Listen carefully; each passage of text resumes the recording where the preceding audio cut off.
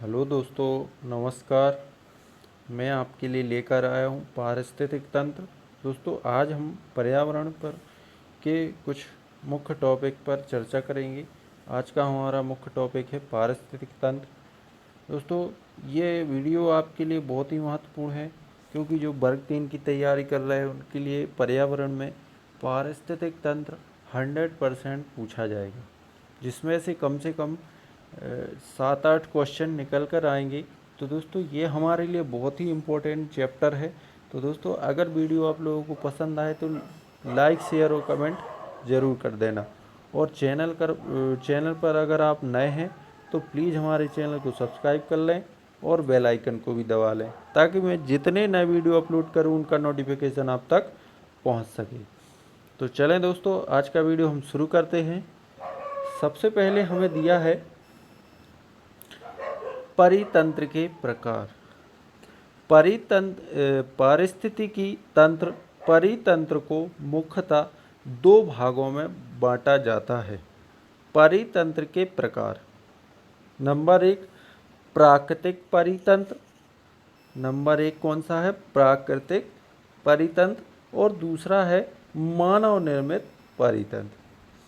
प्राकृतिक परितंत्र भी यहाँ पर दो प्रकार के होते हैं। एक होता है स्थलीय और एक होता है जलीय। कौन कौन सा? परितंत्र के प्रकार हमने जो पढ़े हैं वो दो प्रकार की: प्राकृतिक परितंत्र और मानव निर्मित। एक प्रकृति द्वारा जो परितंत्र बनता है, एक जो मानव के द्वारा बनाया जाता है। प्रकृति द्वारा दो प्रकार के होते हैं, एक स्थलीय भी होता है और एक जलीय। स्थलीय दोस्तों 4 प्रकार के होते हैं: वन, घास के मैदान, मरुस्थल और टुंड्रा। जबकि जलीय दोस्तों यहाँ पर 3 होते हैं: आलवणीय, समुद्री और संक्रमण प्रकार। जलीय परितंत्र जो होते हैं वो 3 प्रकार के: आलवणीय, समुद्रीय और संक्रमण प्रकार। ये 3 प्रकार के होते हैं। तो दोस्तों, यहाँ पर हमने जो चीज़ें पढ़ी हैं वो यहीं क्लियर होती जानी चाहिए, है ना दोस्तों। हम रिपीट करते जाएंगे और वो आपको यहीं पर याद हो जाएंगी। परितंत्र के प्रकार 2 प्रकार के पढ़े हमने, एक प्रकृति द्वारा निर्मित और एक मानव के द्वारा निर्मित। जो प्रकृति द्वारा निर्मित है वो 2 प्रकार के, एक स्थलीय और एक जलीय। स्थलीय भी 4 प्रकार के: वन, घास के मैदान, मरुस्थल और टुंड्रा प्रदेश। जबकि जलीय परितंत्र 3 प्रकार के होते दोस्तों: आलवणीय जलीय, समुद्रीय और संक्रमण प्रकार, ये होते हैं। अब नेक्स्ट चलते हैं हम दोस्तों।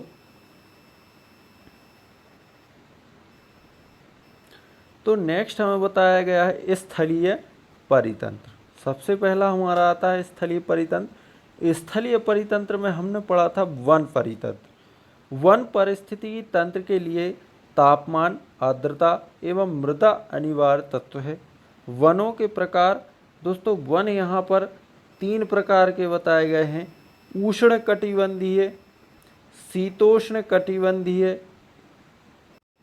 3 प्रकार के बताए गए हैं दोस्तों यहाँ पर वन: उष्ण कटिबंधीय वन, शीतोष्ण कटिबंधीय वन, शंकुधारी या टैगा वन।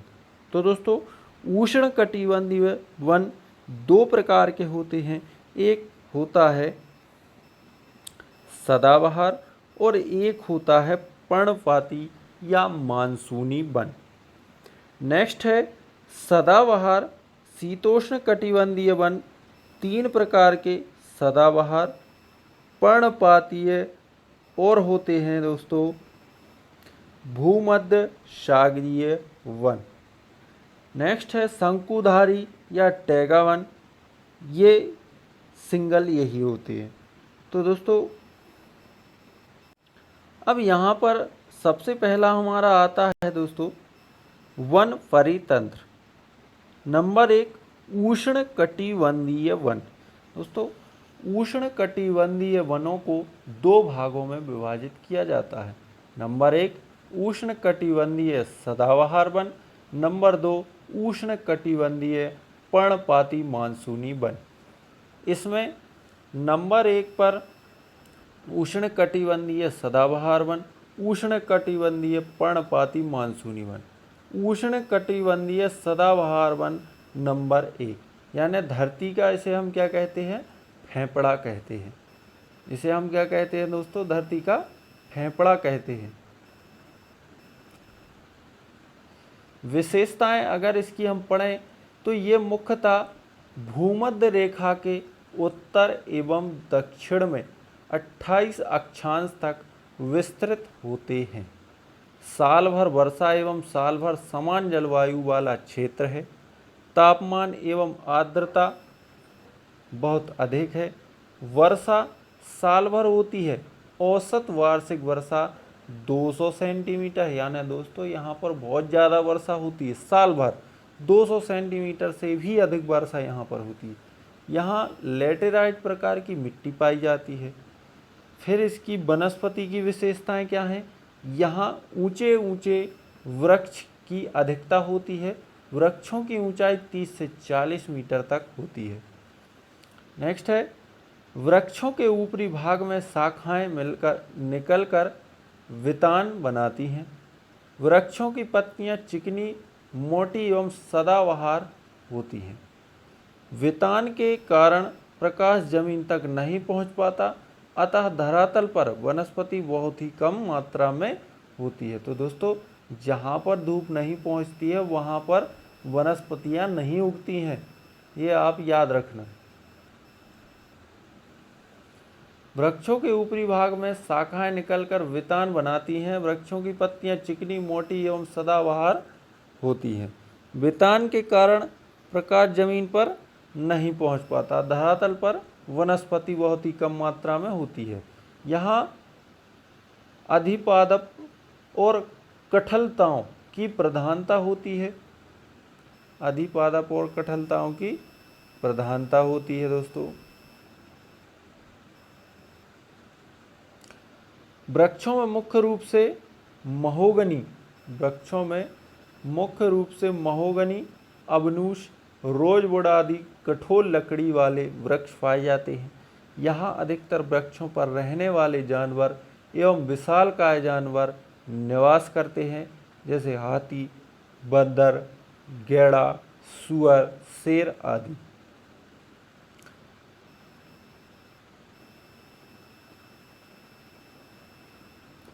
नेक्स्ट है वितरण। इन वनों का विस्तार Amazon basin, Congo basin, Africa का गिनी तट, अंडमान एवं निकोबार द्वीप समूह, जावा सुमात्रा, उत्तरी पूर्वी ऑस्ट्रेलिया, दक्षिण पूर्वी एशिया, दक्षिण मध्य अमेरिका आदि क्षेत्र में ये जो वन होते हैं वो पाए जाते हैं। इम्पोर्टेंट बात है, ब्राज़ील में इन वनों को सेल्वास कहा जाता है। तो दोस्तों याद रखना, सेल्वास कहाँ कहा जाता है इन वनों को? ब्राज़ील। अब नेक्स्ट आता है दोस्तों हमारा घास परितंत्र। घास के मैदान उन क्षेत्रों में पाए जाते हैं जहाँ सुपरिभाषित उष्ण और शुष्क गर्म एवं वर्षामय जलवायु होती है। घास स्थल परितंत्र को सवाना परितंत्र भी कहा जाता है। घास परितंत्र को क्या कहा जाता है? सवाना। घास परितंत्र में वृक्षहीन शासकीय पौधों के आवरण रहते हैं। घास स्थलीय क्षेत्र कम वार्षिक वर्षा वाला होता है, जो कि 25 से 75 सेंटीमीटर प्रति वर्ष के बीच वर्षा यहाँ पर होती है। घास स्थल की प्राथमिक उत्पादकता वर्षा की मात्रा से सीधे संबंधित रहती है। घास स्थल में औसतन कुल जीवभार का लगभग आधा भाग जमीनी सतह के नीचे अवस्थित रहता है। प्राथमिक उत्पादकता की तुलना में जड़ों की भागीदारी ज़्यादा होती है, जो कि कुल उत्पादकता की 75 से 85% तक होती है। घास का मैदान धरातल का लगभग 20% भाग भरे हुए है। यह उष्ण व शीतोष्ण दोनों क्षेत्रों में पाया जाता है। यह उष्ण और शीतोष्ण दोनों क्षेत्रों में यह पाया जाता है। तो यहाँ पर दोस्तों कुछ इम्पोर्टेंट घास के मैदान दिए गए हैं। उत्तर अमेरिका में घास के मैदान को प्रेरी कहते हैं। यूरेशिया में स्टेपीज।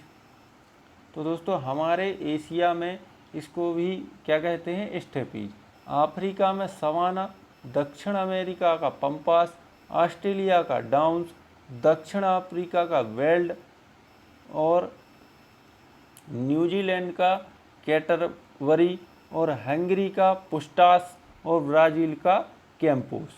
तो दोस्तों एक बार फिर से रिपीट कर देता हूँ मैं। उत्तर अमेरिका का प्रेरी कह घास का मैदान, यूरेशिया का स्टेपीज, अफ्रीका का सवाना। तो दोस्तों भारत का कोई अलग से नहीं